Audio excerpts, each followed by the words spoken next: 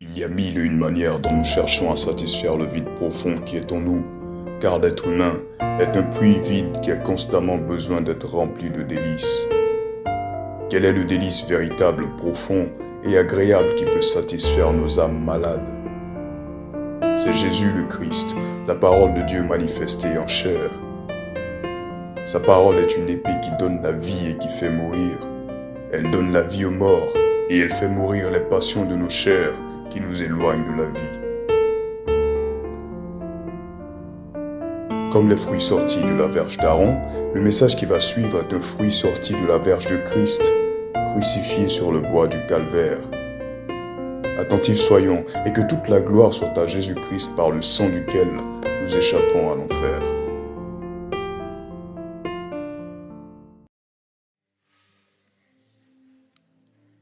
Alors, par la grâce de Dieu, on a commencé à aborder un sujet depuis, je crois, maintenant 2 dimanches, avec le docteur O'Neill. Le grand thème du mois de juin, comme vous l'avez vu et entendu, c'est la place de la science et des arts dans l'évangile. Et ces derniers dimanches, on a beaucoup parlé de la science, n'est-ce pas? À partir d'aujourd'hui, on va commencer à parler un peu des arts contemporains, en particulier le cinéma. Amen. Aujourd'hui, si on est honnête, on va dire qu'en fait, ce n'est pas la plus grande puissance mondiale, ce n'est pas les États-Unis, ce n'est pas la Chine. La plus grande puissance mondiale, c'est Hollywood. Parce que c'est le monde en fait du cinéma qui dicte les cultures, les styles vestimentaires, les habitudes, même dans le domaine de la nourriture. Il y a beaucoup parmi vous ici qui n'auraient jamais eu envie de manger un burger un jour s'ils n'avaient pas regardé un film. Parce que pour avoir envie de quelque chose, il faut voir d'abord la chose, il faut connaître la chose. Je n'ai jamais entendu un Américain qui va dire qu'il a envie de manger guaguassou. Parce qu'il n'a jamais vu un film où quelqu'un mangeait guaguassou. Voilà, donc même certaines de nos envies, même des ambitions, même des carrières, des destinées ont été façonnées de façon inconsciente et indirecte par le monde du cinéma. Et si nous, en tant que des enfants de Dieu aujourd'hui, on n'est pas assez instruits sur l'influence que cette industrie-là peut avoir sur nos vies et sur la vie de nos enfants, je vous assure, surtout ceux qui sont parents, je vais beaucoup parler aux parents aujourd'hui, je vous assure, vous allez aider Satan à fabriquer des monstres et après vous allez demander à Dieu de les délivrer, des monstres que vous-même vous avez créés avec des films. La négligence du contrôle de ce que les gens regardent en termes de films, la négligence du fait de donner des avertissements et des interdictions dans ce domaine-là est à la base de beaucoup de possessions démoniaques. Je disais à quelqu'un que j'ai l'habitude de voir des délivrances quand on fait des programmes, ça fait des années, mais j'étais à Yamoussoukro avec des étudiants de Yamoussoukro de différentes universités, différents lycées qui se sont mis ensemble et qui m'ont invité. On a fait un grand programme il y a quelques mois, je crois il y a 1 ou 2 mois. Quand j'ai commencé à attaquer les démons, je ne me souviens pas avoir déjà vu dans mon ministère, pendant des programmes où j'organise, autant de jeunes possédés à la fois. C'est-à-dire le nombre de personnes qui avaient des esprits impurs, qui avaient des démons qui manifestaient, c'était plus de peut-être 40% de la salle. On était plus de 2000 personnes. Donc imaginez, même ceux qui étaient dans le service d'ordre, qui étaient censés aider ceux qui avaient des problèmes, et même on a commencé à les aider. C'est dans la vidéo, c'est en regardant la vidéo, même après, des semaines après que je me suis rendu compte que quand j'ai commencé, même derrière moi, dans mon dos, parmi les gens du groupe musical derrière, aussi, il y avait des délivrances. Moi, je ne voyais pas ce qui se passait derrière moi. Je regardais juste devant moi, et puis il y avait des gens aussi en haut. Et pendant que j'exerçais les délivrances, je me demandais, mais pourquoi il y a tant de personnes qui sont tourmentées par des démons, qui sont possédées en fait? Oui, ils ont pris tous ces esprits. Et c'est là le Seigneur m'a dit, ce sont des films. Les films. Le Seigneur m'a dit, c'est par les films. Et c'est là que j'ai commencé à étudier le sujet en fait. C'est depuis là que j'ai commencé à étudier le sujet. Et j'ai dit, waouh. Je suis allé dans la parole et j'ai vu beaucoup de choses qui m'ont étonné, je dirais même émerveillé. Il fallait que je me force à dormir hier parce que c'était trop intéressant. Jusqu'à 2h du matin encore, j'étais en train de méditer. J'ai découvert des choses. Et ce matin, je vais partager juste un peu avec vous. Je vais commencer aujourd'hui, je vais continuer dimanche prochain. Donc, quand on parle de la place des arts contemporains dans l'évangile, on parle de l'expression art contemporain, je l'ai déjà expliqué, désigne en fait toutes les formes d'art qui sont nées vers le 19e siècle. Mais je vais parler en particulier du cinéma. Le cinéma, qu'est-ce que c'est? Alors, on commence d'abord par l'origine du mot. Et c'est à partir de l'origine du mot maintenant que je vais rentrer dans la Bible et je vais faire un lien avec l'origine de ce mot-là et ce que la Bible dit à ce sujet. Le mot cinéma vient d'un mot grec, kinéma, qui veut dire simplement mouvement. C'est tout. Cinéma veut dire mouvement. Et c'est une abréviation du mot cinématographie. Donc le mot même qui avait été inventé, c'est le mot cinématographie, qui lui veut dire mouvement d'une image, simplement. Mouvement d'une image, ou encore mouvement aussi d'une écriture. Je vais expliquer en détail l'origine de ce mot et on va voir comment est-ce que ça a un lien très profond avec le monde spirituel et surtout avec Jésus. Donc le mot cinématographie, voici son origine. Il se trouve que au 19e siècle, il y a un célèbre photographe qu'on appelait Antoine Lumière. Et il a eu 2 fils. Il y a un qui s'appelait Auguste, l'autre s'appelait Louis. Et ces 2 fils sont devenus des inventeurs, des chercheurs. Et leur père était photographe, donc eux aussi ils ont travaillé un peu dans le domaine de la photographie. Et ils se sont rendus compte que, contrairement à ce qu'on a toujours connu des images, où une image est quelque chose de figé, il y avait la possibilité de faire bouger une image, de mettre une image en mouvement, de créer un mouvement avec une image. Donc ils ont commencé à faire des recherches et ils ont vu qu'il y a possibilité d'animer une image. Et pour qu'une image puisse commencer à être animée, il faut que cette image-là soit dupliquée et soit prise sous différents angles. Et on va comprendre mieux le principe de la vidéo. Écoutez attentivement ce que je vais expliquer, c'est très important. Très, très, très important. Après cela, beaucoup parmi vous, vous allez supprimer certaines choses de vos téléphones. D'autres, vous n'allez plus jamais accorder du temps à vous asseoir devant les écrans, à regarder certaines séries ou certains films.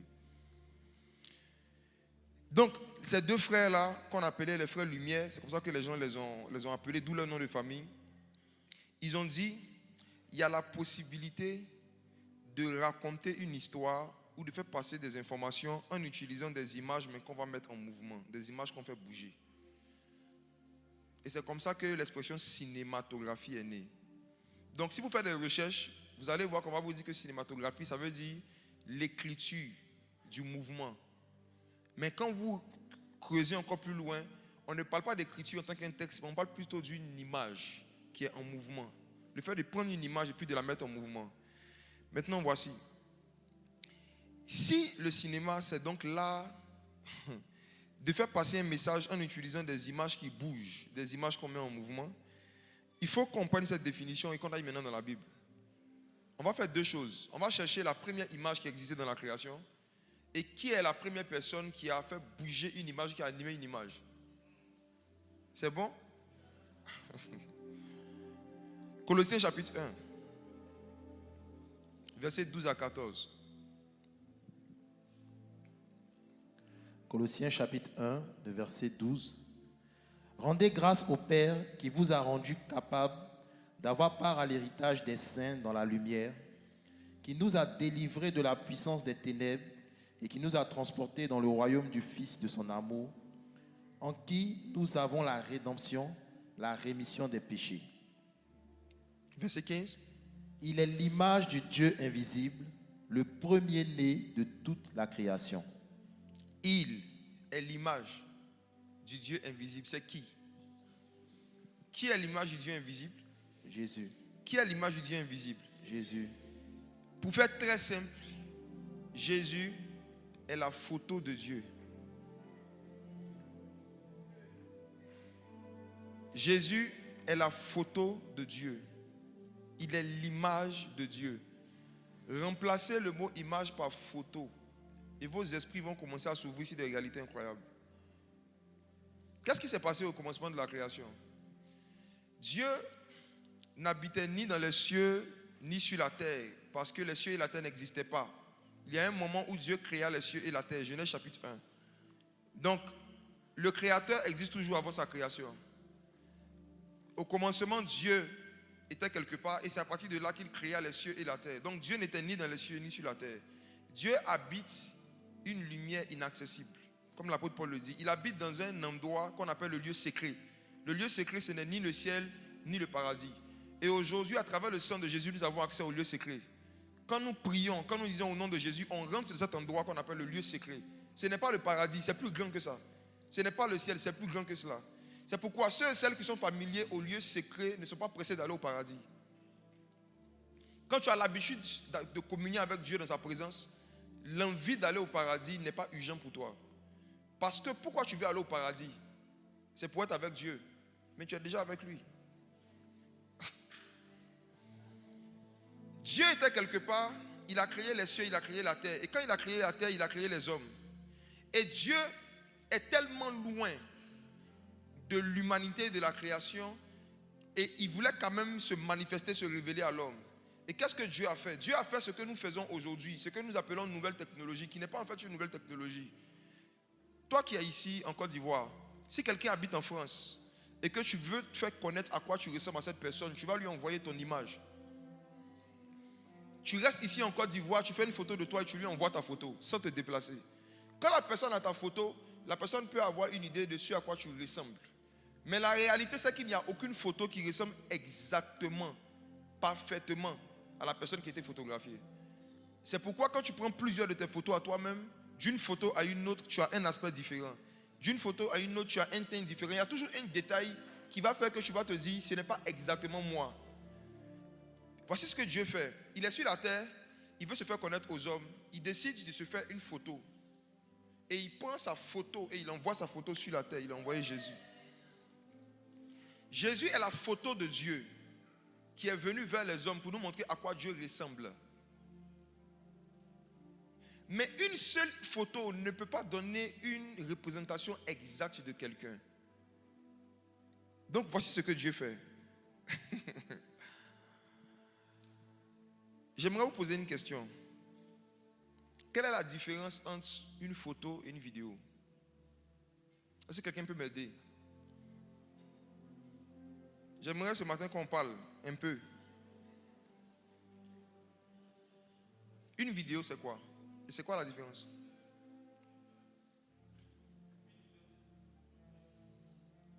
Une vidéo, c'est un ensemble d'images mises ensemble pour créer un mouvement.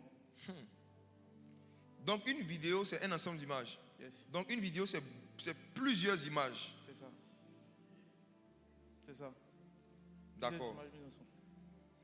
Si Christ est l'image de Dieu, comme on l'a lu, si Christ est la photo de Dieu, est-ce qu'à la base, une image bouge? Non.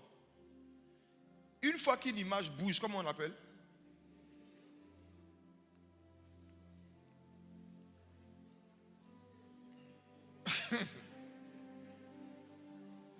Christ est l'image de Dieu.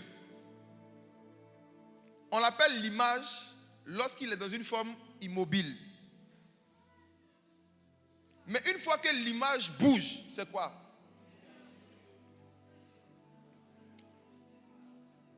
Genèse chapitre 1, verset 2.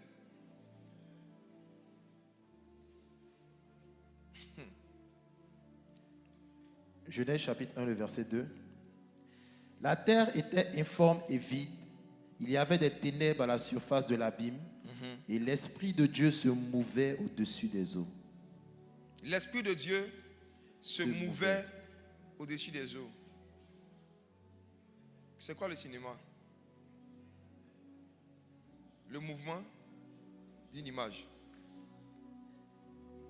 La première scène cinématographique à laquelle la création a assisté, c'était le mouvement de l'Esprit de Christ. Les créatures qui étaient là voyaient une image qui se mouvait, qui bougeait. Mais comme il y avait les ténèbres, on ne pouvait pas voir cette image. On savait juste qu'il y avait quelque chose qui bougeait. Et Dieu dit d'allumer le flash. Genèse 1, verset 3.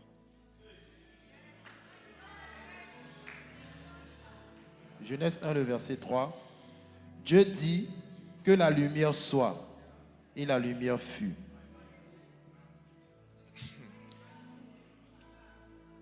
Qu'est-ce qui permet de pouvoir bien voir une image?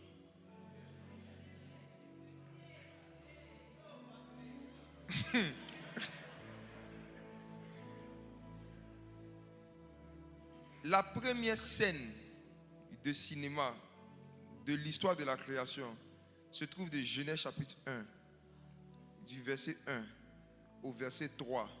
Et l'image qui a été utilisée, qui a été mise en mouvement, c'était l'image de Dieu. C'était Christ. Maintenant, si on est d'accord qu'une vidéo, pour avoir une vidéo, il faut plusieurs images, une succession d'images. Comprenez ceci. Christ est l'image de Dieu, mais Jésus est la vidéo de Dieu. Pourquoi? Parce que lorsque Dieu voulait envoyer son image sur la terre et que son image a pris une forme humaine pour venir, son image a été appelée Jésus parce que c'était un Christ qui bougeait. Et voici, ce qui prouve que Jésus est non seulement l'image, mais surtout la vidéo de Dieu, c'est qu'en Jésus, on trouve plusieurs images de Christ. Toutes les images de Dieu se retrouvent en Christ. La première image de Dieu se trouve d'abord dans la création. Chaque élément de la création montre Dieu sous un angle, sous un cadrage. Vous prenez chaque animal, chaque créature a quelque chose de Dieu. Dieu est tellement grand qu'une seule créature ne peut pas représenter son image en totalité. Dieu est tellement grand qu'il n'a pas trouvé dans le monde spirituel un appareil qui pouvait le cadrer en entier. Donc il a décidé de se découper en différents morceaux. Aujourd'hui sur Instagram, est-ce que vous savez qu'il y a la possibilité de découper une image en différents morceaux, ensuite coller pour avoir l'image totale? Cette technologie-là, le premier qui l'utilisait, c'était Dieu. Dieu est tellement grand qu'il a décidé de mettre un peu de qui il est dans chaque élément de la création. Il a créé pendant 5 jours et il s'est rendu compte que malgré les milliers d'animaux, les milliers d'astres, les milliers de tout ce qui existe, il n'y avait pas encore quelque chose qui représentait parfaitement ou qui se rapprochait de son image. Donc il a dit, créons l'homme selon notre photo. Il a fait une réunion à un moment et puis il a dit au ciel, il faut maintenant qu'on fasse une nouvelle créature qui va vraiment se rapprocher de notre image et de notre ressemblance. Donc Dieu a pris son image, c'est-à-dire sa photo, et c'est à partir de sa photo qu'il a fait Adam. Donc Adam était un tableau. Parce que quand tu prends une photo originale, une image, et que c'est à partir de l'image que tu fais une autre image, je suis en train de faire un portrait. Adam vient sur la terre, et Dieu décide de se reposer le 7e jour. C'est après que Dieu ait créé Adam, la dernière image de lui, qu'il s'est reposé le 7e jour. Et bizarrement, ça je vais en parler plus le dimanche prochain, c'est une petite parenthèse. Les hommes arrivés à un moment ont décidé de classer les arts contemporains. Et ils en avaient classé 6. Et quand le cinéma est venu, ils l'ont appelé le 7e art. J'en parlerai dimanche prochain. Mais aujourd'hui, je veux vous dire ceci. Depuis Adam jusqu'à Abraham, jusqu'à toutes les histoires qui sont racontées dans l'Ancien Testament, c'était un ensemble d'images que Dieu était en train de placer. En fait, tout l'Ancien Testament, c'était des images sous certains angles, sous certains plans qui annonçaient le Jésus qui devait venir. Et c'est quand tu les mets tous ensemble que tu as l'image de Dieu. C'est pourquoi on aura toute notre vie pour découvrir qui est Dieu. Et quand on regarde Jésus, on voit que cette image est venue sur la terre et cette image a commencé à se mettre en mouvement. En mouvement. Et chaque mouvement de cette image fascine. Chaque mouvement de Christ nous éblouit. Chaque mouvement de Jésus fait un effet à notre âme qu'aucun film ne peut faire. Jésus est la seule vidéo, est le seul film, la seule série qui a commencé mais qui n'a pas encore de fin. Les actes du Saint-Esprit, les miracles, les signes, les prodiges, le mouvement de l'Esprit de Dieu ne va pas s'arrêter jusqu'à ce que le monde finisse. Parce que Dieu est le seul réalisateur qui a une imagination sans fin. Les séries s'arrêtent là où s'arrête en fait l'imagination du réalisateur, du metteur en scène. Mais l'imagination de Dieu est infinie, donc les mouvements de son image ne vont jamais s'arrêter. Il y aura toujours quelque chose à raconter, toujours. Frères et sœurs, parmi les armes aujourd'hui que le diable utilise pour mettre les gens sur le chemin de l'enfer, je suis convaincu, je suis persuadé, après avoir fait beaucoup d'études, que le cinéma reste la plus grande arme de destruction massive utilisée par Satan, par le monde des ténèbres. C'est une arme de destruction des moralités, des familles et des étoiles. C'est de ces trois choses que je veux parler. Avec le cinéma, avec des films, on détruit des moralités, on détruit des familles et on détruit des étoiles. Des étoiles. Des étoiles. Destruction de moralité, pourquoi? Parce qu'à travers un film, on peut suggérer une façon de s'habiller indécente à des milliers de personnes à la fois. À travers un film, on peut suggérer la consommation de stupéfiants à des milliers de personnes à la fois. À travers un film, on peut suggérer une éducation qui est contraire à l'éducation de base que les gens ont reçue. C'est à travers des films que des femmes ont appris à parler mal aux hommes. Il y a des films qui ont rendu certaines injustes célèbres. Il y a des films qui ont appris à certaines personnes à pouvoir mentir.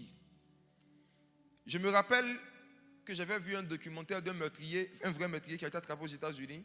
Et la technique qu'il avait utilisée pour pouvoir arriver à ses fins, il avait tiré d'un film qu'il avait regardé. Et c'est des choses qui sont communes. Il y a beaucoup de mauvaises choses que Satan peut suggérer facilement à des milliers de personnes à travers les films, qu'à travers des discours, qu'à travers des prédications.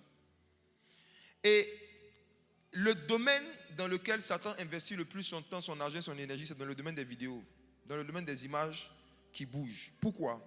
Parce que Satan a découvert une loi que nous allons étudier dans 2 Corinthiens chapitre 3 verset 18. La loi de la contemplation. Tu deviens ce que tu regardes. Tu deviens ce que tu regardes. Les vidéos ont plus d'autorité sur les enfants que les parents. Les vidéos ont plus d'influence sur la jeunesse que les professeurs et les éducateurs. Les vidéos ont plus d'influence sur les foules que les églises. Regardez 2 Corinthiens chapitre 3 verset 18. 2 Corinthiens chapitre 3 le verset 18. Nous tous qui, le visage découvert, contemplons comme dans un miroir la gloire du Seigneur, nous sommes transformés en la même image, de gloire en gloire, comme par le Seigneur l'Esprit. Nous tous qui contemplons comme dans un miroir la gloire du Seigneur, nous sommes transformés en la même image. En la même photo. La loi de la contemplation, c'est une loi qui dit que ce que tu contemples te transforme. Ce que tu contemples détermine la personne que tu deviens. Nous sommes tous aujourd'hui le fruit des choses que nous avons regardées pendant longtemps. Contempler, c'est regarder longtemps. Regarder avec attention, regarder avec admiration. Nous sommes tous aujourd'hui le fruit des choses qu'on a regardées pendant longtemps avec admiration sur un certain nombre d'années. Les désirs, les envies, même les goûts de plusieurs d'entre vous ont été façonnés par des vidéos et des films que vous avez eu l'habitude de regarder. Cette histoire de celui-là, c'est mon Jean, c'est pas mon Jean. Qui nous a appris ça? Mon Jean des femmes, mon Jean d'homme. Ton Jean est né de quoi? C'est basé sur quoi? Quand avant les jeunes filles ne voyaient que leur papa et leur grand frère, leur Jean d'homme, c'était les hommes qui ressemblaient à leur papa. Mais à cause des vidéos et du cinéma, elles ont commencé à avoir des acteurs qui ont certaines formes, certaines tailles, une façon de s'habiller. Et ça a commencé à transformer leurs désirs. Et tout le monde veut se marier à des acteurs aujourd'hui. Les goûts que tu as, est-ce que c'est vraiment juste ce que tu aimes ou c'est ce que des vidéos t'ont fait aimer? Est-ce qu'aujourd'hui, beaucoup de préférences que tu as n'ont pas été forgées par certains de tes stars préférés? Je me rappelle un moment à Abidjan, la plupart des jeunes garçons se promenaient ensuite à capuche. Pourtant, il faisait chaud. Ils sentaient mauvais. Mais c'était le style. 30 degrés, capuche. C'était se promener avec du lotus tout le temps. Pourquoi est-ce que tout le monde voulait s'habiller ensuite à capuche, peu importe la température? À cause des films. Parce qu'il y avait beaucoup de films qui circulaient, des stars, de certaines vidéos où le brave, le beau était toujours en capuche. Donc si tu n'es pas en capuche, tu n'es pas beau. Quito. Qui se rappelle ça? Pourquoi tu ne portes plus? On a eu un moment où il y avait des films, où il y avait des acteurs qui portaient chez ceux qu'on avait Quito. Aujourd'hui, quand tu regardes, tu vois que c'était vilain. La plupart des anciens modèles là. Et les pieds des garçons, surtout les petits garçons qui jouaient tout le temps, qui se salissaient facilement parce que c'était ouvert. Mais pourquoi tout le monde voulait ça? C'était parce qu'il y avait un film, des vidéos qui étaient en vogue à l'époque. Et vous allez voir que les tendances en termes de préférence, d'habits ou bien de certains articles parfois sont dictées par le milieu du cinéma. La loi de la contemplation dit, nous tous qui contemplons à visage découvert, comme dans un miroir, la gloire du Seigneur, nous sommes transformés en la même image. Je veux partager 3 vérités profondes sur les films et sur l'influence des films sur les âmes. Première vérité, c'est que derrière chaque film, il y a une gloire. Derrière chaque film, il y a une gloire. Il y a la gloire d'un esprit. Il y a quelqu'un qui est glorifié. Derrière chaque film, il y a une gloire. Il y a quelqu'un qui est glorifié. Il y a quelqu'un qui sera glorifié. Deuxièmement, c'est que, comme vous le voyez, comme on vient de le voir, si la vidéo, c'est l'ensemble des images qui bougent, il y a quelqu'un qui fait bouger les images. Il y a forcément un esprit qui anime les images. L'inspiration des personnes qui font le film vient forcément d'un esprit. Quand c'est une inspiration humaine qui fait quelque chose, c'est que c'est théâtre. Quand on parle de cinéma, quand on parle de film, c'est qu'il y a un art. Et chaque art est toujours le fruit de l'inspiration d'une divinité. Il y a des païens que Dieu inspire. Il y en a qui ne sont pas convertis, mais Dieu les inspire pour faire des choses qui peuvent aider des gens. Mais il y a des gens qui travaillent consciemment et volontairement avec certains démons qui leur inspirent la façon dont ils devraient faire certains films pour transformer ceux qui vont contempler le film en la même image. Donc ça veut dire que derrière chaque image, il y a un esprit qui veut que tu lui ressembles. Chaque image est un appel à ressembler à quelqu'un.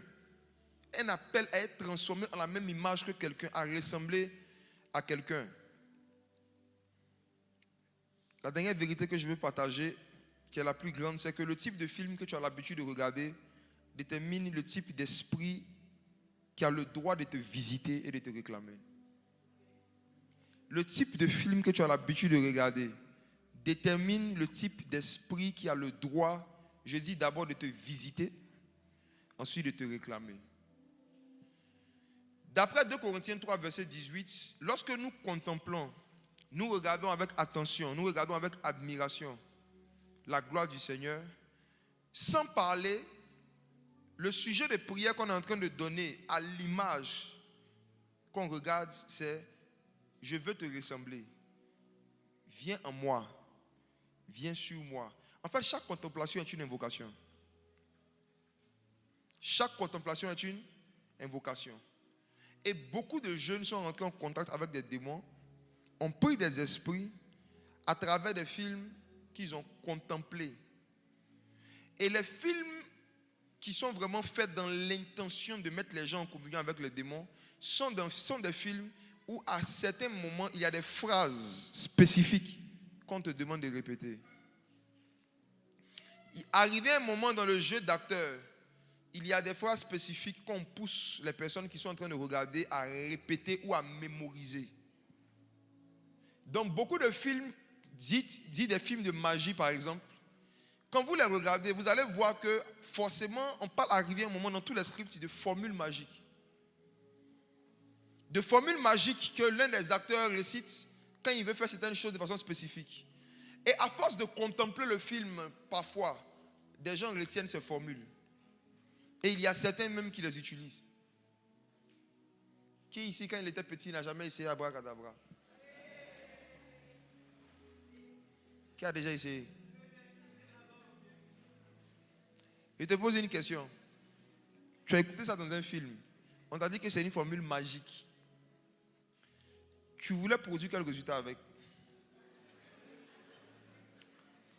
Supposons que quand tu avais dit ça avait marché, est-ce que j'allais chuter ça une seule fois? Imaginez-vous tous les jeunes, toutes les personnes qui ont regardé des films où les acteurs ont fait certaines choses spirituelles, qui ont essayé et ça a marché. Ils sont devenus quoi? Harry Potter est et reste jusqu'à aujourd'hui l'un des plus gros coups que le diable a donné à une génération des années 2000, des années 90 et des années 2000. l'un des plus grands recrutements d'enfants sorciers. Il y a une industrie qui s'est développée autour de Poudlard. Des gadgets, des livres, des t-shirts, des figurines. Et je me rappelle même, à l'époque, moi j'avais une PlayStation, il y avait un jeu Harry Potter, il y avait des formules que tu devais connaître quand tu jouais le jeu pour pouvoir passer certains stages. Vous vous en rendez compte? Et après, maintenant, tu fais des rêves, tu fais des songes, où tu te vois dans les rêves en train de jouer. Et pour les enfants, c'est un jeu. Beaucoup de parents qui sont en train de m'écouter, vos enfants sont initiés à la sorcellerie et vous ne le savez pas. Eux aussi, ils ne le savent pas. La nuit, ils jouent beaucoup. Dans leurs songes, ils jouent. Ils jouent à ce à quoi vous les avez laissés jouer en journée. Regardez la majorité de nos chaînes dites pour enfants aujourd'hui. Est-ce que combien de parents se sont déjà assis un jour pour regarder un peu les vidéos qui passent là? Ou bien vous prenez juste les enfants, vous les déposez devant la télé, paf, et puis vous vaquez à autre chose. Est-ce que vous savez le travail que Satan est en train de faire actuellement avec les dessins animés? C'est rare aujourd'hui de trouver un dessin animé moderne où il n'y a pas un homosexuel. Vos enfants contemplent deux personnes de même sexe en train de s'embrasser. Et ils sont transformés en la même image, de gloire en gloire. Combien de jeunes aujourd'hui ont dans leur corps le désir et l'envie d'avoir une expérience sexuelle avec une personne du même sexe? Juste une envie de tester. Ils ne sont pas forcément homosexuels ou lesbiens, ils ont juste envie de tester. Mais ce désir de tester à quoi ressemblerait un bisou avec une personne du même sexe est venu d'où? Cinéma. Cinéma. Apocalypse chapitre 13. Je vais parler de comment est-ce que le Saint-Esprit avait annoncé que l'ennemi allait utiliser le cinéma pour pouvoir pervertir le maximum d'habitants de la terre. L'apôtre Jean l'avait vu, il avait écrit. Et comme à l'époque la vidéo n'existait pas et le cinéma n'existait pas, il a dit ça dans les mots de l'époque. Le docteur O'Neill nous a expliqué la dernière fois cela, que tu interprètes même tes expériences prophétiques en fonction de ta connaissance scientifique. Lorsque Jean a vu des bombes, en son temps les bombes n'existaient pas, il dit j'ai vu des étoiles tomber du ciel. Et de la même manière, Jean a vu une vidéo qui venait d'Hollywood. Et regardez comment il a dit cela. Apocalypse 13, verset 11. Apocalypse chapitre 13, verset 11. Puis je vis monter de la terre une autre bête qui avait deux cornes semblables à celles d'un agneau et qui parlait comme un dragon. Allons doucement. Regardez déjà même la description de cette entité démoniaque. On dit que c'est une bête qui a deux cornes semblables à celles d'un agneau, mais qui parle comme un dragon. Donc ça veut dire que dans l'apparence, en fait, le démon là ressemble à la religion chrétienne. Parce que l'agneau en question, c'est Jésus. C'est un démon, en fait, qui ressemble à quelque chose de Dieu. Mais quand il parle, c'est-à-dire les messages qu'il diffuse, dans les messages, il a l'air inoffensif. Ça ressemble à un simple dessin animé. L'apparence d'un agneau, ça ressemble à un dessin animé inoffensif. Où on va apprendre aux enfants comment se brosser, comment manger, comment sauter. Mais regarde ce qu'ils disent. Quand il parle, comme un dragon. Et c'est comme ça que tu vois certains enfants. Il a 4 ans. Mais quand il parle, tu as l'impression qu'il a 15 ans. Regardons la suite. Verset 12. Elle exerçait toute l'autorité de la première bête en sa présence, et elle faisait que la terre et ses habitants adoraient la première bête, dont la blessure mortelle avait été guérie. Il parle d'une vision où il a vu qu'il y avait une première bête. Mais il y avait une autre bête qui venait pousser les gens à adorer la première bête. Donc la bête que nous sommes en train de voir, ce n'est pas elle qu'on adore. C'est juste une bête qui vient influencer l'auditoire. C'est une bête en fait qui vient donner envie à une audience d'adorer un autre esprit. Regardons le verset maintenant 14. Et elle séduisait les habitants de la terre par des prodiges qu'il lui était donné d'opérer en présence de la bête, disant aux habitants de la terre de faire une image à la bête qui avait la blessure de l'épée et qui vivait. Verset 15 pour terminer. Et il lui fut donné d'animer l'image de la bête, afin que l'image de la bête parlât, et qu'elle fit que tous ceux qui n'adoraient pas l'image de la bête fussent tués. À l'époque où Jean écrivait cela, la photographie n'existait pas. le cinéma n'existait pas. Mais il avait vu déjà une image animée, un dessin animé. Il avait vu dans une vision une image qui a été faite. Il avait vu comment on avait animé cette image et comment cette image était utilisée en fait pour pousser les gens à adorer un démon, adorer une bête. Maintenant, j'attire votre attention sur un détail au verset 15. Il dit, il lui fut donné l'image de la bête afin que l'image de la bête parlât. Donc c'est une vidéo. Et qu'elle fit tous ceux qui n'adoraient pas l'image de la bête furent tués. Adorer l'image de la bête dont il parle ici, ce n'est pas le fait de pouvoir se prosterner. Ce n'est pas le fait de pouvoir chanter. On nous dit ici qu'il y a une image qui va parler, c'est-à-dire un démon. Maintenant, on va tuer les personnes qui ne vont pas vouloir liker la vidéo. Tous ceux qui ne vont pas adorer, qui ne vont pas aimer l'image de la bête qui parle, ceux qui ne vont pas aimer la vidéo, seront tués. Aujourd'hui, le système que nous avons sur les réseaux sociaux, chaque like est rattaché à une identité. On peut savoir exactement qui a liké quoi et qui n'a pas liké quoi. Il y a certains ici même, des channels qui font parler avec leurs amis. Il a fait une publication, tu n'as pas liké ma publication. Il y en a déjà qui se comportent comme la bête, qui contrôlent, qui like, qui ne like pas, qui aime, qui n'aime pas, qui partage pas. Mais ce système de contrôle de qui va adorer l'image, qui va aimer l'image, qui va cliquer sur j'adore, il y avait ça, n'est-ce pas? Il y avait, ça va revenir, il y a j'aime et puis il y a j'adore. J'adore l'image. Chaque clic que vous faites sur une image est une adoration. Je dis, chaque I love d'une image peut être un acte d'adoration à l'endroit de l'esprit qui a poussé la personne à publier. Il y a des esprits d'égarement qui sont en train de circuler, de sillonner l'atmosphère de la Côte d'Ivoire. Et surtout à l'approche des événements, des incantations sont faites volontairement. Vous allez voir que les crises de dépression et les crises de folie vont se multiplier à la surface de la Côte d'Ivoire à l'approche des élections. C'est une influence démoniaque volontaire voulue. Si vous n'êtes pas dans une atmosphère de prière, si vous ne faites pas attention au film que vous regardez, certains parmi vous, vous allez regarder certains films et dès que le film va finir, vous aurez envie de vous déshabiller pour sortir. Si vous ne faites pas attention même à ce que vous adorez, vous likez les images, il y a des bêtes derrière certaines images. Il y a des esprits derrière certaines publications. Le fait juste de cliquer, de partager et de liker, c'est un acte d'adoration. Et tu donnes le droit légal à cet esprit-là, comme tu aimes ses œuvres, il peut venir chez toi. Quand tu dis like, tu es en train de dire à l'esprit, j'aime ce que tu fais, il n'y a pas de problème à ce soir. Avant de liker quelque chose, réfléchissez 2 fois, analysez 2 fois. Quel est l'esprit qui est derrière l'image? Est-ce que ce n'est pas la bête? Est-ce que ce n'est pas la bête? Les challenges pervers sur TikTok. Des jeunes filles sont en train de danser habillées bizarrement. Des frères en Christ s'amusent à se mettre devant leur téléphone portable et puis à scroller, à regarder ces choses.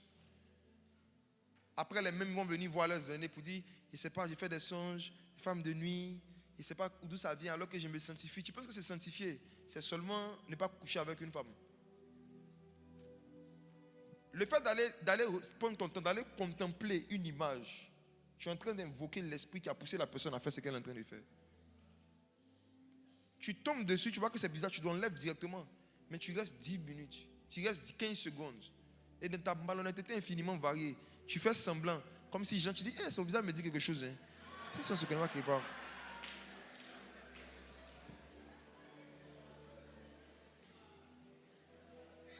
Jeune frère,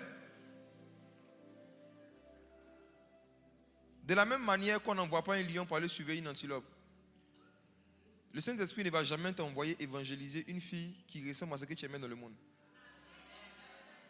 Donc même tes envies d'écrire aux gens inbox, quand tu vas sur leur profil, pour leur dire bonjour ma soeur, Jésus t'aime, il y a un message pour toi, c'est inspiré de la bête.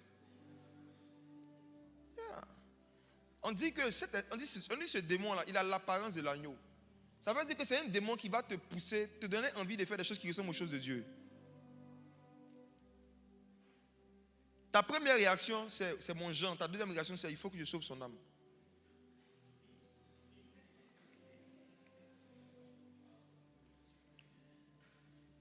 Mes frères,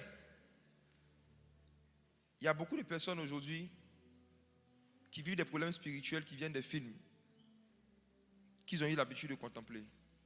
Il y a plusieurs parmi vous, je parle surtout aux nouveaux convertis, vous venez d'arriver dans la foi. Si vous ne faites pas attention, ce même dragon, ce même esprit, ces mêmes démons vont vous pousser, au lieu de crucifier votre passion pour les films, pour pouvoir mettre ça sur une passion pour la parole et la prière, les démons vont vouloir christianiser votre passion charnelle. La Bible dit que ceux et celles qui appartiennent à Jésus ont crucifié la chair avec ses passions et ses désirs. Tu sais que tu avais une passion démesurée pour les films, tu viens en Jésus-Christ, crucifie ça, ne va pas d'abord chercher les films chrétiens. Je rembobine. Le début de la conversion, c'est la crucifixion, c'est-à-dire l'abandon de ce qui nous passionnait. Tu abandonnes tout d'abord et tu laisses le temps au Saint-Esprit de pouvoir construire en toi une habitude de jeûne, de prière et de méditation. Si tu ne fais pas cela et que tu dis, je vais arrêter juste de regarder les films bizarres, je vais maintenant regarder seulement les films gospel, tu es dans la séduction. En fait, tu n'as pas crucifié tes passions, tu as christianisé tes passions. Tu as transformé tes passions en passions chrétiennes. Ce que Dieu veut pour chaque personne, surtout qui est nouvellement convertie, c'est que Jésus et sa parole deviennent notre unique passion. Le reste, ça doit être des loisirs, du divertissement. Mais quand le divertissement devient la passion, on passe plus de temps à faire ça qu'à prier, qu'à méditer. Si tu es capable jusqu'à aujourd'hui de regarder encore un film pendant 1 heure de temps, mais tu es incapable de lire la Bible pendant 30 minutes, tu es séduit, tu es charnel, tu es esclave. Celui qui est en train de vous parler était un addict des films. J'avais des disques durs pleins. Je regardais au moins 4 heures, 3 heures de temps, même quand j'étais étudiant, je me débrouillais. La majorité des jeunes qui ont l'habitude de regarder régulièrement des films sont des gens qui dorment très tard, n'est-ce pas? C'est la nuit que c'est chic même. Bizarrement, c'est comme si quand ils regardent les films en journée, c'est pas trop chic. C'est quand le soir arrive, c'est là que ça devient chic. À notre époque, il n'y avait pas Netflix. Je bénis Dieu de ce que je ne me suis pas converti au temps de Netflix. Ce n'est pas si j'allais devenir spirituel. Je ne pense pas que si je m'étais converti au temps où Netflix et Internet étaient faciles comme aujourd'hui, j'allais atteindre le niveau que j'ai aujourd'hui dans le prophétique et dans la connaissance de la parole. Je ne pense pas. Que j'allais consacrer beaucoup de temps au jeûne, à la prière et surtout à la méditation. Je ne pense pas. Parce que ma passion pour les films allait faire que j'allais chercher des films chrétiens que j'allais regarder chaque soir au lieu de prier.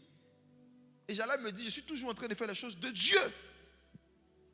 Ma passion pour les films allait faire que j'allais passer mon temps à regarder que des longues séries chrétiennes, que des films chrétiens, au lieu de lire des livres. Et donc il y a beaucoup de choses que je n'allais pas connaître. Et aujourd'hui j'ai peur. Je me demande si dans 10 ans, même pas, c'est trop loin, dans 6 ans, dans 7 ans, on pourra trouver encore dans les églises de Côte d'Ivoire des pasteurs, des prédicateurs qui prophétisent avec précision et qui ont une autorité sur les démons. Je me demande s'il y en aura encore dans 6-7 ans. Parce que je vois ce que Netflix est en train de faire aux hommes de Dieu. Même des pasteurs ont des abonnements incroyables. Hein? Le temps qu'ils consacrent à regarder certains films, à regarder des images animées, ils n'en consacrent pas autant à étudier la parole de Dieu. Or, on est transformé en ce qu'on contemple. Les gens ne contemplent plus Jésus dans la parole. Les gens ne prennent pas du temps avec Christ pour le regarder, pour le chercher. Donc, il n'y a pas de transformation, il n'y a que des restaurations. Écoutez-moi. La restauration est un frein à la croissance spirituelle. Je n'aime pas trop prêcher les messages sur la restauration. La restauration, c'est un message qui met un frein à l'accélération de la croissance spirituelle. La restauration combat la transformation. Restaurer, c'est quoi? Je vais faire simple. Quand vous ouvrez une page internet, il y a 3 boutons. Il y a réduire, et puis, bon, il y a beaucoup de boutons. Mais parmi les boutons qui sont là, il y a un bouton restaurer, n'est-ce pas?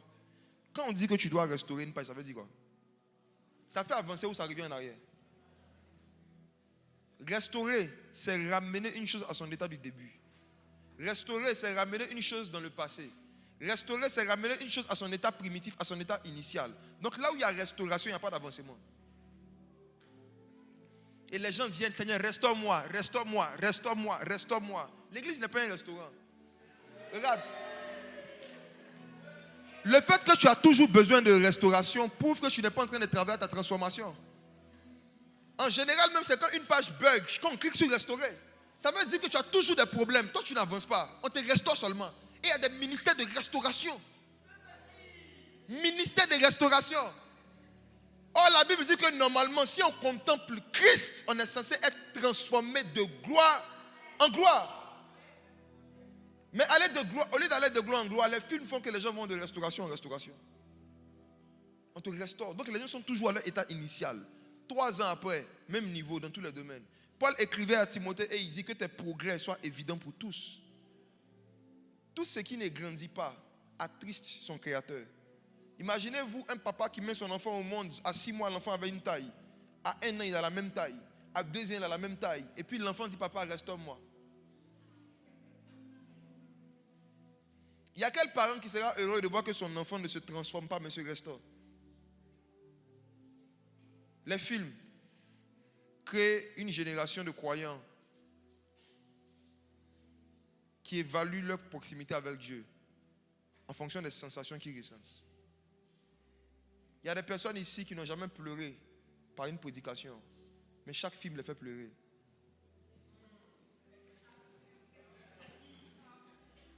Il y a des gens qui ne sont pas touchés par l'adoration et par la présence de Dieu. Mais ils sont beaucoup touchés par beaucoup de choses sur Netflix.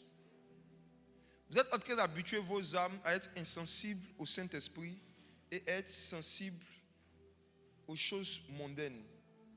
Vous tuez votre sensibilité prophétique. Les films doivent être consommés avec une grande modération. Les films, c'est comme le sucre.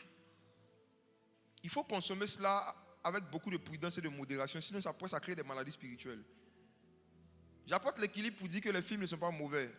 Bien au contraire. Là, tout à l'heure, je termine avec l'explication du fait que, justement, la vague de réveil, la prochaine vague de réveil, ces 10 prochaines années, dans laquelle l'Église doit nager, ce sont les films.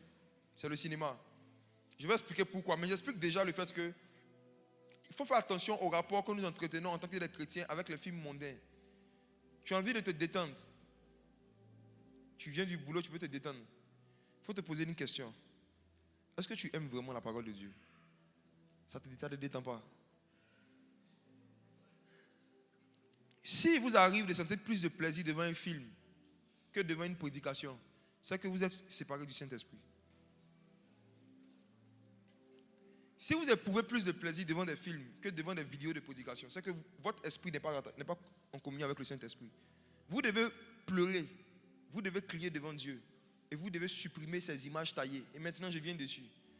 L'un des ordres que Dieu a toujours donné à ses enfants, c'est de détruire les images taillées. C'est de détruire les images des divinités. C'est de détruire les images qui glorifient des esprits qui ne sont pas Dieu. Et aujourd'hui, là, les vidéos qui sont des successions d'images, comme on a vu, beaucoup parmi vous devez supprimer certaines vidéos si vous voulez avoir une relation avec Dieu. Il y a des séries, là, vous devez couper avec. Je dis que tu vas terminer la série. Toi, mais tu ne vois pas que la série ne finit jamais. Satan est intelligent. Hein? Quand ça commence à chauffer, on ne coupe pas à suivre.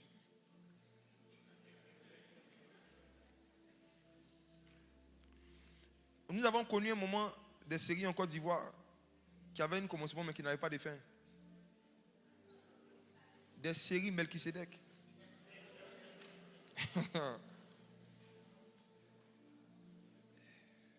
Les films peuvent remplacer la Bible. Déjà même que toi-même tu sais que tu n'avais pas l'habitude de lire la Bible, tu penses vraiment que tu peux apprendre à méditer régulièrement la parole de Dieu tout en continuant de garder tes habitudes cinématographiques. Ce n'est pas possible, ça c'est une séduction. Si vous voulez grandir spirituellement vite et vous voulez être stable, enraciné dans la foi, coupez radicalement pendant un certain nombre de temps avec tout ce qui est film pour consacrer le temps que vous consacrez au film, à la méditation, à la prédication et à l'enseignement. C'est un conseil. Coupez pendant un temps J'ai reçu le même conseil de Dieu en 2011. J'ai lutté avec. Au début, j'ai diminué les vidéos. J'ai diminué. J'ai dit, Seigneur, je ne vais plus regarder chaque soir, je vais regarder chaque 2 soirs.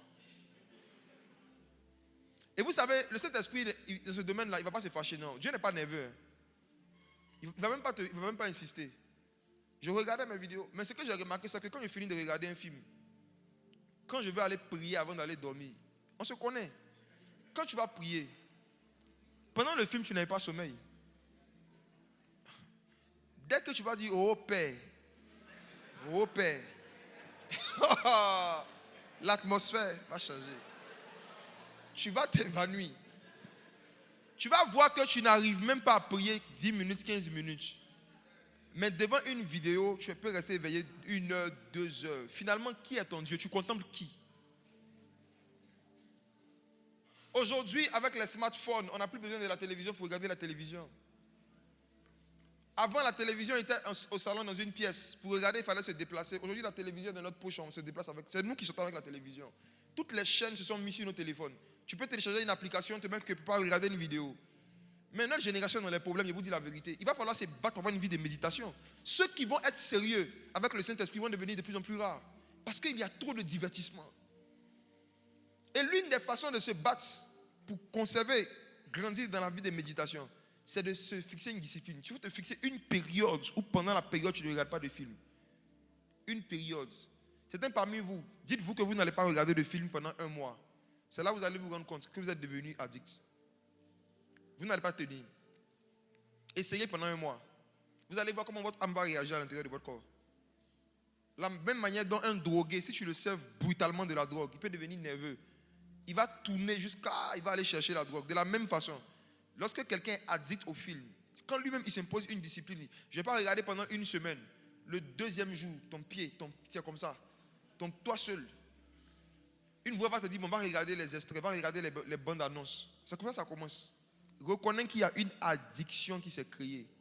Il y a une addiction qui s'est créée. Et il faut en faire un sujet de prière. Pour dire, Seigneur, je passe plus de temps avec les films qu'avec ma Bible. Je veux que ça change. Ouais. Seigneur, je prends plus plaisir devant des films que devant des vidéos qui parlent de Jésus. Mais je dis que j'aime Dieu de tout mon cœur. Je l'aime tellement que je ne supporte pas qu'on parle de lui pendant 1 heure. Vous qui vivez ça, demandez à Dieu de vous aider, criez à Dieu. Voici ce que je veux dire maintenant. Un parent qui laisse ses enfants regarder tous les films qu'il veut, qui permet aux gens de sa maison de regarder tous les films qu'ils veulent, c'est un parent qui laisse le diable faire rentrer dans la vie de ses enfants tous les démons qu'il ne veut pas. Les parents qui laissent les enfants regarder tout ce qu'ils veulent sont des parents qui sont en train de laisser Satan faire rentrer tous les démons qu'ils ne veulent pas. La majorité des jeunes de notre société actuelle passent plus de temps à lire des vidéos qu'à lire des livres. Vous allez voir que même dans l'expression des vidéos, ça a évolué. Avant, on disait regarder une vidéo. Mais depuis quelques années, on dit lire une vidéo, n'est-ce pas? Quand une vidéo s'affiche, on parle de lire la vidéo. Ça ne ressemble à rien, mais c'est un langage subliminal, c'est subtil. C'est pour donner la sensation au cerveau de la jeunesse que une fois que tu regardes une vidéo, tu as lu. En fait, le besoin de lecture qui est en l'homme a été détourné, a été mis sur les vidéos. Et les mots même ont volontairement été choisis pour que ce besoin de lecture-là soit orienté sur des images. Donc on dit lire une vidéo. Et franchement, je pense que ça ne sert à rien dans ces derniers jours de vouloir changer ça chez la majorité des jeunes. Ça ne va pas changer. C'est malheureusement devenu la culture d'aujourd'hui. Et c'est à nous d'utiliser l'esprit de sagesse et de révélation pour voir comment utiliser cette envie de lire des vidéos, mais canaliser ça sur des choses utiles. Qu'est-ce qu'il faut faire?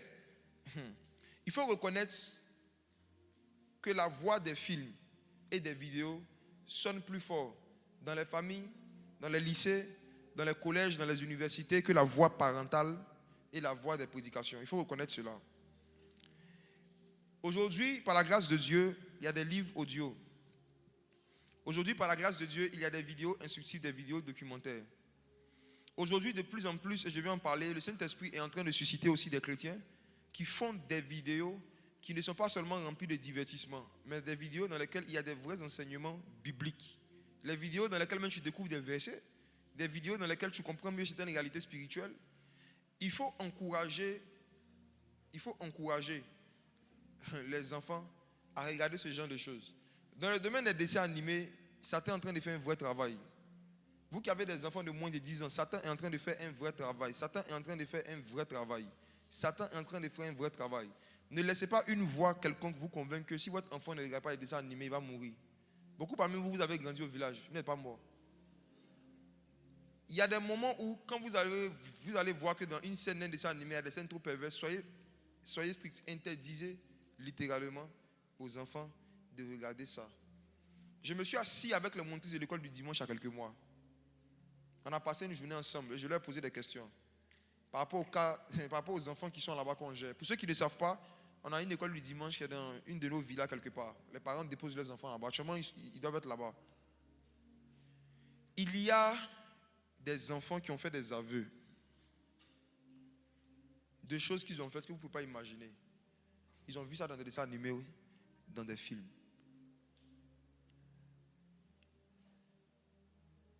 Tous les enfants ont un talent en commun, c'est l'imitation.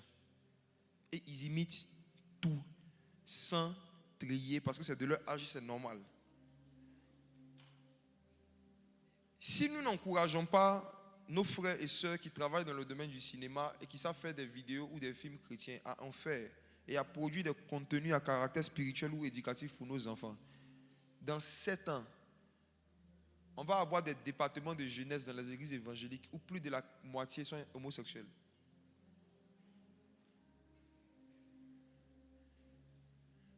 Tout le monde est concentré sur l'impudicité, l'impudicité, l'impudicité.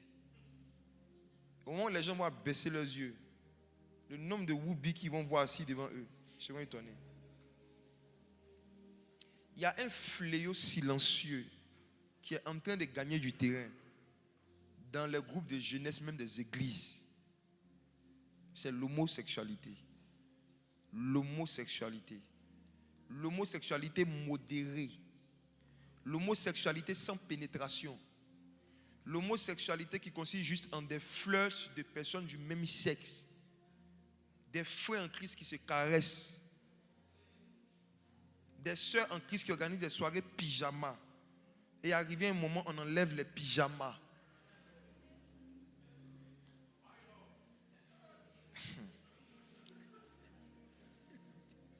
Tout ça, ça vient même des films. Ces idées de soirée pyjama, ça vient de quoi? Non, de ton village, il y avait soirée pyjama au village. Tout ça là, c'est les films. Le monde du cinéma a une telle influence que j'ai l'impression maintenant que c'est le cinéma même qui suggère des programmes aux églises.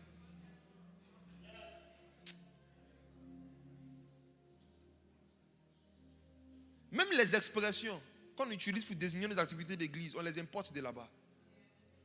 On peut masquer un peu, on peut dire soirée de partage biblique. On est influencé à outrance par les gens du monde. Or, normalement, ça devait être le contraire. Ça devait être les païens qui nous voient faire des choses et puis ils copient. Mais aujourd'hui, on copie les choses du monde et on les christianise. Conséquence, on crée des cadres à certains démons pour pouvoir vraiment se manifester puissamment hors caméra. Il faut que nous encourageons nos frères et sœurs qui travaillent dans le domaine du cinéma à produire des contenus pour les enfants et pour la jeunesse. Il y en a déjà dans certains pays, mais en Côte d'Ivoire, ici, ce n'est pas encore trop développé. Le but de ce message aussi, c'est de créer justement un réveil au niveau des parents et au niveau des conducteurs. Quant à ceux qui aspirent au réveil spirituel, je vais terminer avec ça. La place du cinéma dans le réveil spirituel, c'est quoi? Mes frères et sœurs, comme je l'ai dit au départ, Christ est l'image de Dieu. L'œuvre de la croix, ce qu'on appelle la vie de Jésus, sa mort, son ensevelissement et sa résurrection, c'est le plus grand script qui n'ait jamais été écrit. Quand tu regardes chaque détail de chaque scène de la croix, Dieu l'avait écrit à l'avance par les prophètes. Et le dimanche prochain, je vais parler de comment est-ce que tous les métiers qu'on retrouve dans le cinéma sont des copies des ministères de certains anges. Tous les métiers qu'on retrouve dans le cinéma sont des copies des représentations des ministères de certains anges et même de certains ministères prophétiques. Dans le royaume des cieux, il y a des cadreurs. Oui. Il y a des photographes. C'est eux, le jour du jugement dernier, qui vont montrer aux gens des choses que tu faisais. Il y a des gens sur les appareils photo. Le jour du jugement dernier, vous savez, les œuvres de tout le monde seront dans un livre. Mais il y a des gens qui mentent tellement. Dieu va leur dire, en 2008, tu as fait ci, tu as fait ça. Il va dire c'est faux. Tu vas dire, Anjo, viens à la vidéo. Viens à la vidéo. Frères et sœurs, Dieu est le plus grand cinéaste, le plus grand vidéaste de tous les temps. C'est lui qui fait bouger les images, il anime les images. Et l'image qu'il a animée, c'était Christ. Le Saint-Esprit était l'Esprit qui animait l'image de Dieu. C'est pourquoi lorsque l'Esprit de Dieu a quitté Christ, il est mort. Sans le Saint-Esprit, même Jésus ne peut pas bouger. Il est juste une image. Mais quand le Saint-Esprit en lui, il devient une vidéo. Il se meut, il bouge, chasse les démons, il guérit les malades. Voici pourquoi, regarde. Soyons forts, les frères. Entre Netflix et puis le prophétique, qu'est-ce qui est plus chic à regarder? Regarde. Non, ceux qui sont spirituels, quand vous prenez une vidéo de service prophétique, ou bien une vidéo des miracles, entre ça et puis une vidéo d'une histoire d'un blanc qui a rencontré quelqu'un au parc. Chaque scène prophétique est un film. Et c'est pourquoi souvent ça ressemble tellement à un film que les gens n'y croient pas. Chaque scène prophétique, ça ressemble à un film. Tu prends quelqu'un que tu ne connais pas, tu commences à lui raconter son rêve. Un païen là, il regarde ça, il dit ils se sont parlé entre eux. Pour lui, c'est un scénario. Mais oui, c'est un scénario. C'est une image qui bouge. Mais ce n'est pas un scénario humain. C'est l'image visible du Dieu invisible qui rentre dans quelque chose que quelqu'un a vu. Et puis il lui parle. Dimanche prochain, lorsque nous allons continuer sur le même sujet, je vais expliquer comment est-ce qu'on ne peut pas comprendre l'œuvre de la croix si on ne prend pas plusieurs clichés. Si vous ne prenez pas plusieurs histoires de la Bible, que vous prenez juste les évangiles, vous n'allez pas comprendre l'œuvre de la croix. L'œuvre de la croix, c'était une finalité d'une succession d'images. Pour qu'on puisse bien voir une vidéo, il faut prendre tous les plans, toutes les images, mettre ensemble, faire un montage. Et puis après faire un rendu.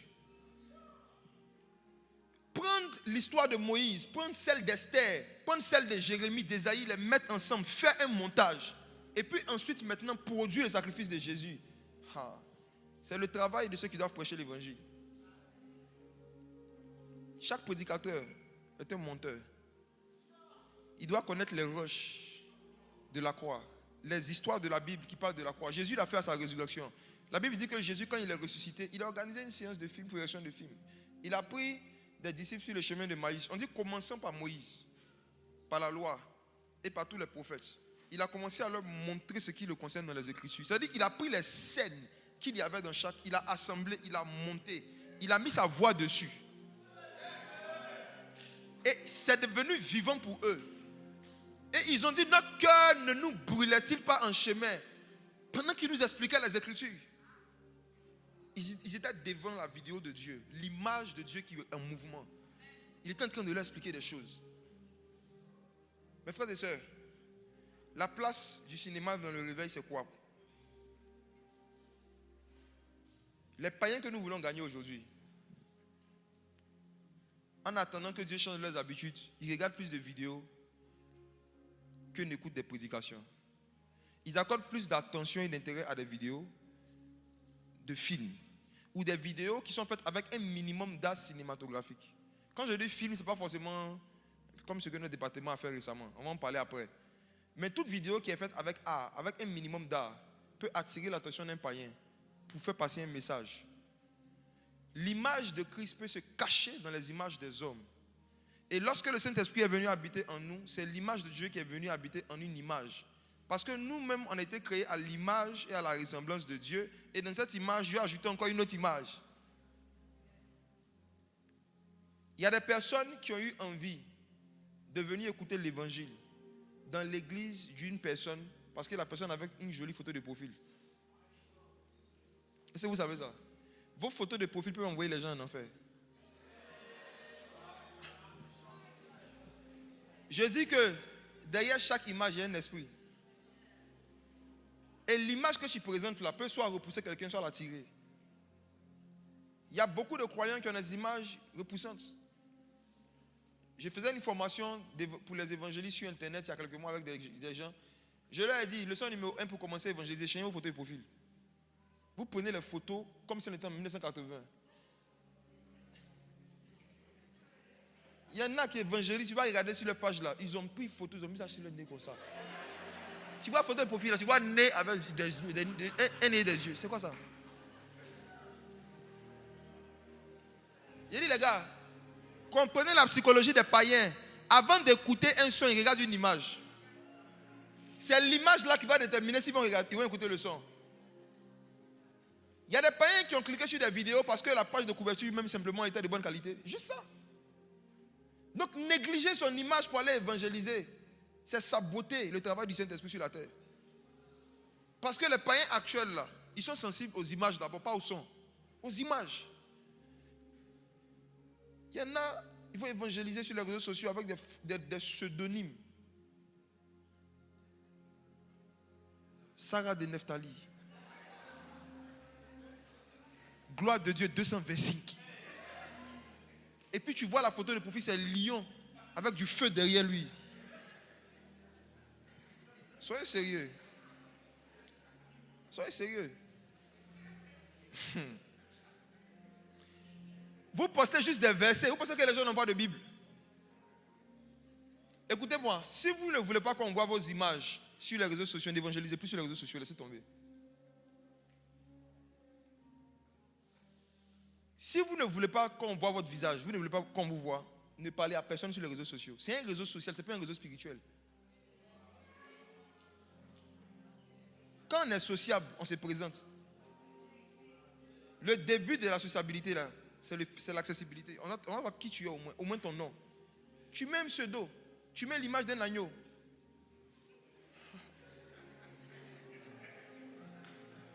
Kabod El Shaddai. Et puis tu postes les versets, répondez-vous. On se répond chez qui? Tu es qui?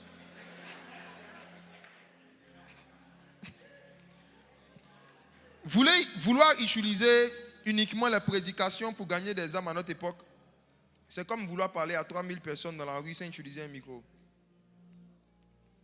Vouloir utiliser seulement les prédications, les versets, les posts pour emmener des païens à la conversion. C'est comme vouloir évangéliser, parler à 3000 personnes dans une rue sans utiliser un micro. Tu peux parler, il n'y a pas de problème. Des gens vont entendre un peu. Mais la majorité des gens, ta voix ne va pas arriver. Le cinéma est devenu aujourd'hui, les vidéos sont devenues aujourd'hui le micro qui amplifie les messages qu'on veut faire passer. Les églises qui négligent ça et qui vont négliger ça ces 3-4 prochaines années vont vivre la restauration en termes de croissance numérique. Vous voyez un peu? Les églises seront restaurées. Le nombre qu'ils étaient il y a 10 ans, ça va revenir. Oui. Vouloir étendre le réveil spirituel en utilisant uniquement les cultes, les conférences chrétiennes et les veillées de prière. C'est vouloir utiliser un vélo pour aller d'Abidjan à Korogo. Je reprends ma phrase. Vouloir utiliser uniquement les cultes, les conférences chrétiennes et puis les veillées pour étendre le réveil spirituel d'un pays, c'est vouloir utiliser un vélo pour quitter Abidjan pour aller à Korogo. Un jour, tu vas arriver. Ça, c'est sûr. Un jour, tu vas arriver. Mais, tu aurais pu économiser plus de temps, plus d'énergie si tu utilisais une voiture. Donc, aujourd'hui, le cinéma de notre génération est devenu la voiture, le véhicule qui va nous aider à vite étendre le réveil spirituel. Voici pourquoi nous devons de plus en plus prier pour nos frères et sœurs qui travaillent dans ce domaine. Et on doit investir de plus en plus dedans. Ce message aussi vient comme une explication à certaines activités qu'on a commencé à faire au niveau de la MSA, que vous avez vu, n'est-ce pas? Qui a vu le film d'hier? Ok, c'est l'épisode 1 seulement. Hein. Ils ont tué mais ils n'ont pas tué. C'est l'épisode 1. Ils vont en faire plusieurs comme ça et ça va devenir récurrent. C'est parti pour ne plus s'arrêter. Je me suis rendu compte que dans chaque saison, c'est le Saint-Esprit qui choisit la méthode par laquelle il répand le feu. Et si nous sommes attachés à des anciennes méthodes, on est en train de vouloir demander à Dieu de mettre du vin nouveau dans de vieilles outres. J'aimerais qu'on passe un temps dans la prière. On peut se tenir debout à prier.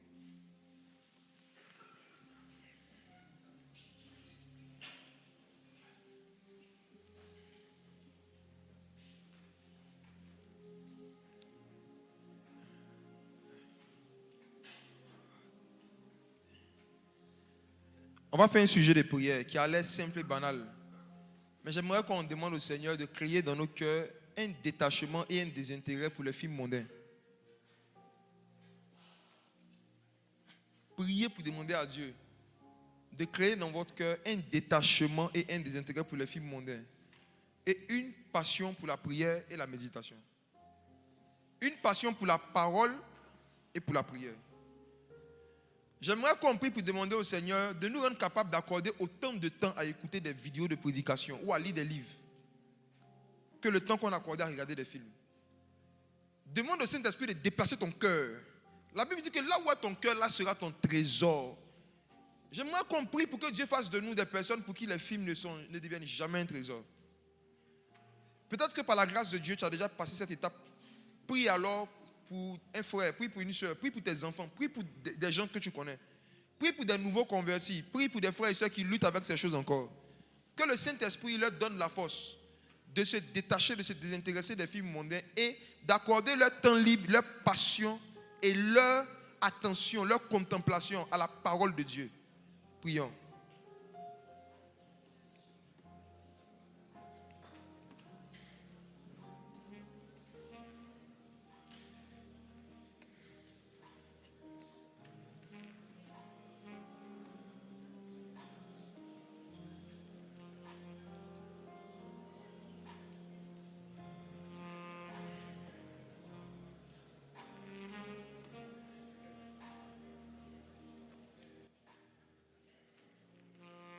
Chandala comble dosi blandos kiple. Skenda la branda scapayanda la somple de guia. On veut être une génération attachée aux Saintes Écritures, attachée aux choses d'en haut où Christ est assis à la droite de Dieu.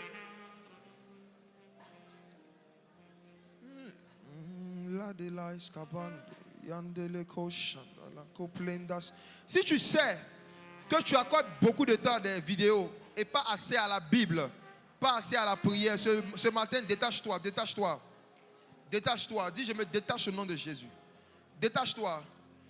Dis, Saint-Esprit, brise l'emprise et l'influence du monde du cinéma sur ma vie spirituelle. Je veux devenir un ami de la Bible, un ami de la parole, un ami du Saint-Esprit. Shandala kandala handehi andala home de valion.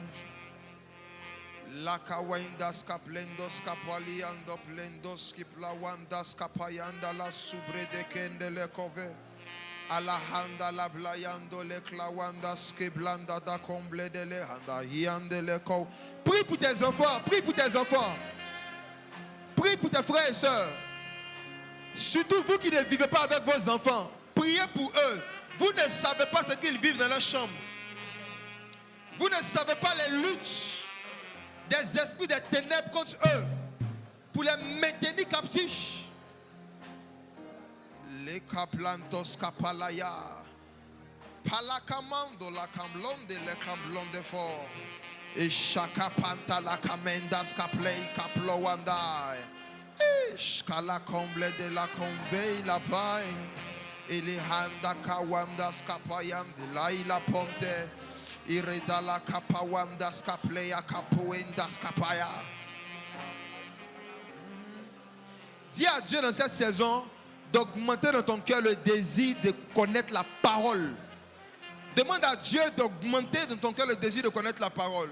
Depuis hier nuit, en ce qui me concerne, il y a une nouvelle passion pour la parole. Une nouvelle passion pour la parole qui est née de mon cœur. Et je vais vous la communiquer ce matin à travers la prière.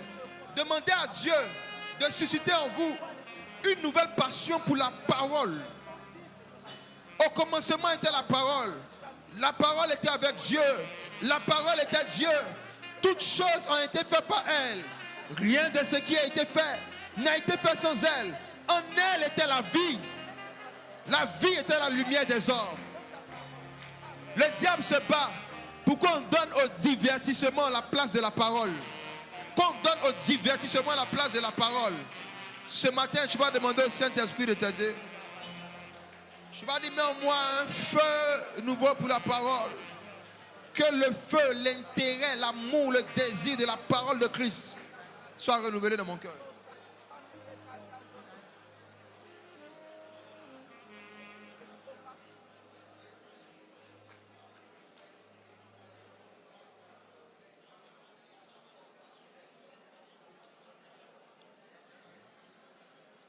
Mon cœur a soif de toi et mon esprit te désire. Tu es celui que nous cherchons. Mon cœur a soif de toi et mon esprit te désire. Tu es celui que nous voulons. Mon cœur a soif de toi. Mon cœur a soif de toi. Mon esprit te désire. Et mon esprit te désire. Tu es celui que nous cherchons. Tu es celui que nous cherchons. Mon cœur a soif de toi. Mon cœur a soif de toi. Mon esprit te désire. Et mon esprit te désire. Tu es celui que nous voulons. Tu es celui que nous voulons. L'esprit dit oui, viens. L'esprit dit oui, viens. L'épouse dit oui, viens. L'épouse dit oui, viens. Alors viens. Viens, viens. Viens, Seigneur. Viens, Seigneur Jésus. L'esprit dit oui, viens. L'esprit dit oui, viens. L'épouse dit oui, viens. L'épouse dit oui, viens. Alors viens. Viens, Seigneur. Viens, Seigneur Jésus. Comme une épouse passionnée, disons. Comme une épouse passionnée. J'attends la venue du roi. J'attends la venue du roi. Comme un disciple assoiffé. Comme un disciple assoiffé. J'attends la venue du maître. J'attends la venue du roi. Comme une épouse passionnée. Comme une épouse passionnée. J'attends la venue du J'attends roi. la venue du roi. Comme un disciple Comme assoiffé. un disciple assoiffé. J'attends la venue du maître. Nous disons viens. Viens, viens. Viens, Seigneur. Viens, Seigneur Jésus. Nous disons viens. Viens, viens. Yes. Viens, Seigneur Jésus. Nous disons viens, viens, viens. Viens, viens. Viens. Viens, Seigneur Jésus. Nous disons viens. Viens, viens. Viens, Seigneur. Viens, Seigneur Jésus. Saint-Esprit, merci pour ta parole. Que nous soyons des gens passionnés par l'image de Christ. Et que le visage découvert, pendant que nous serons en train de contempler cette image, que nous soyons transformés en la même image de gloire en gloire. Au nom de Jésus. Amen. Est-ce qu'on peut acclamer le Seigneur?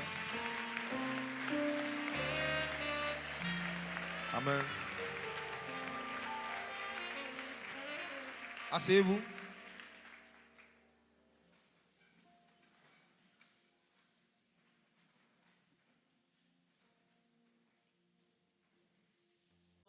Je ne quitterai pas ce lieu sans t'avoir vu. Moïse t'a vu, Moïse t'a vu, Moïse t'a vu.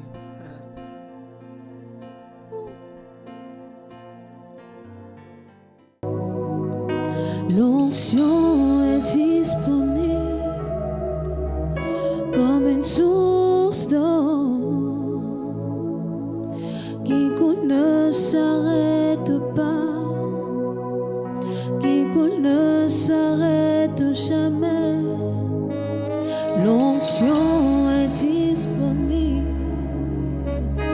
comme une source d'eau qui coule chaque